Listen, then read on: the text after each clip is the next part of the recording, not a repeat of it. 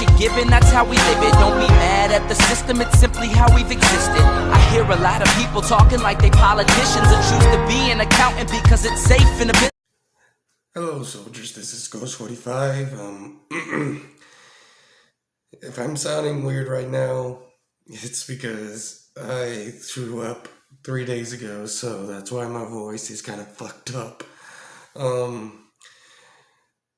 Today's reaction is SCP-217, the Clockwork virus. Someone did request me to react to this. I don't know which video that I should start, so I'm just gonna use this one. So, I don't know if I'm pronouncing the name right. It's Amy Lee. I'll put it right there. Right there. And yes, I'm wearing a jacket, and it's like almost 40 degrees where I live. So yeah, it's a 10-minute video. So if you guys get this video, it's like 6 at night, and the video will take forever. So it's probably going to be late, like midnight or 3 in the morning. So please be patient. Let's get this video started. Technology has captivated the modern world. No, I'm not going to talk about the dangers of devices or gadgets. My name's Detective Void, and we only discuss SCP objects on this channel. Today, our focus is on SCP-217, aka the Clockwork virus. It has a certain pedigree, so we'll talk about a whole series of objects, among which are even aliens and gods. In 1943, this anomalous little family narrowly took over the world, but we'll get to that in due time. SCP-217 belongs to the class and is an incurable virus previously unknown to science. It's transmitted during contact with either a contaminated surface or an infected living creature. In the latter case, bodily fluids from infected subjects also become dangerous. Meanwhile, the chance of getting infected during contact is almost 100%. The pathogen is dangerous for all organisms in the animal kingdom. That is, it doesn't just affect plants, mushrooms, other viruses, and bacteria. In addition to its incredible resistance, SCP-217 has the ability to not manifest in an infected person's body for a long time. People may not experience symptoms for several years, or they may not pay attention to them. The virus affects the structure of living tissues, turning them into something called organic metal. The biochemical processes in the body change, and together with an unknown anomalous force, they transform the infected creature into a complex clock mechanism, consisting of a multitude of gears and other parts that take over the functions of the corresponding parts of the body. The joints change to a system of gears. The heart turns into a mechanism of tubes and gears, and the eyes function like old film cameras. Foundation scientists have not yet been able to study the transformation process in detail. It's known that in the early stages of SCP-217 infection, the subject may experience only mild agitation, sleep disturbances, and joint stiffness. The phase of changes that cause severe pain comes later. These mutations primarily manifest on the surface of the body in all creatures except mammals, including humans. The transformation of a person begins from the inside and can be fully completed before the appearance of external symptoms. The initial stages of infection are accompanied by a severe apathy and a general blunting of emotional reactions.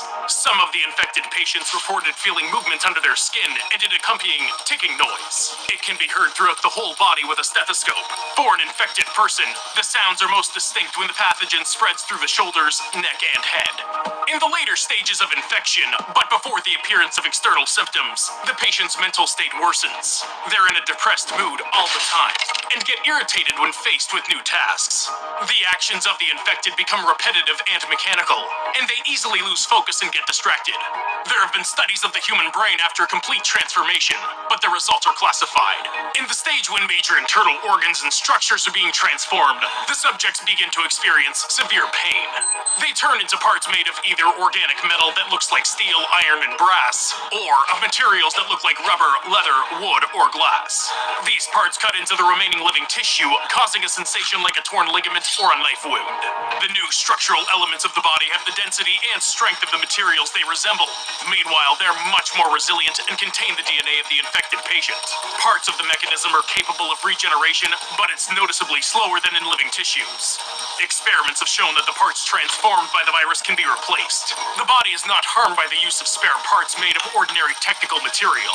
They should be made from the same metal that the damaged biomechanical analog looks like. In fact, a person infected with SCP-217 can be repaired like a car. The Foundation is aware of at least one incident involving a mass infection of the Clockwork virus in several metropolitan areas. The date of the incident and the names of the localities are classified, so it's unclear whether there's still a threat of undetected cases among the residents of these cities. A sample of SCP-217 is currently being held in one of the Foundation zones. There are airlocks on both sides of its chamber for entry and exit.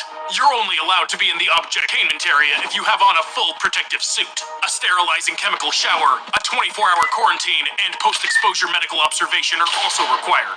In the case of depressurization, the protocol requires that the area containing the virus be sealed off, along with the laboratories where it's studied. A certain chemical agent, ZIR-217-11, is used to neutralize the pathogen and is sprayed in the air. All those infected with SCP-217 are isolated and monitored. The surface of items that may have been touched by infected persons must be sterilized. SCP-217 is part of a whole group of objects that make up one anomalous mechanical organism. There's a hub that worships it as a god. This is a religious organization called the Church of the Broken God Hub. They believe biological life to be evil, and they worship mechanization. These fanatics, in an attempt to restore their deity, brought together a whole set of anomalous items. As a result, they ended up with something called the Broken God, or SCP-001. The mechanical entity came to life in 1942 near La Paz, Mexico. This iron leviathan raised a real hell there, known in the Foundation as the 001 Apotheosis Event. It caused large-scale destruction of the environment in western Mexico. Remarkably, the Foundation couldn't do anything and just watch what happened from the sidelines. At that point, a weak and small organization, the Allied Occult Initiative, came to the rescue. It later became the basis for the now powerful Global Occult Coalition. The occultists had an artifact that could allegedly stop the Broken God. The Foundation delivered an agent with an anomalous object to the 001 Apotheosis site. Then, on June 25th, 1943, an employee of the Occult Initiative somehow summoned another huge mechanical entity. It's now known as the Malfunctioning Destroyer, or SCP-2399. It's not known exactly what happened, but the resulting mechanism shot a beam at SCP-001 and a powerful explosion occurred. As a result, the Broken God broke up into separate active components. SCP-2399 is inexplicably located on Jupiter, where it caused the Great Red Spot to appear. It's known that since 1971, the object has received an electromagnetic signal from the Triangulum Galaxy, which is 3 million light-years from our planet. But let's get back to the events of 43. The Foundation put the separate parts of the destroyed SCP-001 into containment. Among them was the Clockwork virus. It was activated by another object, SCP-882, aka A-Machine. It is strictly forbidden to place the object near SCP-217. The machine is a large pile of screws, gears, belts, and other parts. It assimilates all metal objects that it comes into contact with, turning them into new parts of its mechanism. All of them constantly rotate while making almost no noise. Another component of SCP-001 was an object made of wires. It received the number SCP-229, along with the nickname Wireweed. This is a 94-kilogram parasite identified as a silicone life form. It feeds off of electricity and attacks anything that generates even the weakest current. The entity can enter living organisms, enveloping the spine and brain. In this way, it can force the host to move towards a source of electricity. Joint experiments with SCP-229 and SCP-217 are allowed only with the permission of members of the O5 Council. Another object from this series is SCP-1139, or the Broken Tongue. This is a 20-centimeter tall metal cuboid. If the object is exposed to an electric current, then anyone in the vicinity starts to speak an unknown language.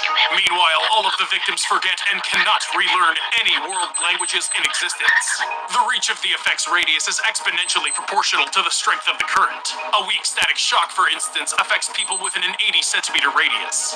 The only way to restore a person's ability to speak normally is to treat them with Class AA amnestics. During one of the raids on a Church of the Broken God outpost, Foundation operatives also discovered object SCP-808, named the Mechanical Choir.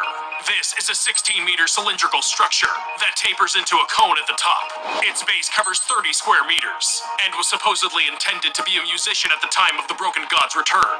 After the conclusion of the 001 Apotheosis event and the elimination of all its anomalous useless components, only the inactive part of SCP-001 remained. This pile of scrap metal ended up at the bottom of the Gulf of California. Foundation specialists noted that if the entity had been revived amidst the current level of technology, it probably would have been impossible to avoid an XK class. Okay, that's just mind blown fuck right there. That's gonna be the end of this video. Interesting, but wow. It's like COVID-19, but it's Clockwork virus. Or CLV. Clockwork. Wait. CWV. Clockwork virus. I kind of fucked that up a little bit. Hey, I have a sore throat, so I don't know what I'm saying, so I hope you guys enjoyed the video. Don't forget to, tell Amy Lee. I think I'm pronouncing the name right. I'm really forgetful. I'll do a graveyard video on the 5th, so that's in about 2 days from now. 2 to 3 days, I don't know, but yeah, the video is going to be long, so it's probably going to be released in January 6th or 7th, but I'll let you know. So I hope you guys enjoy the video. Don't forget to like, subscribe, favorite, comment, share the video. I see you guys in the next vid. If you guys do want me to react to something else, I do accept reaction requests. Just put it down in the comments below. Tell me what you want me to react, and I'll do it. So, peace. Hellcat.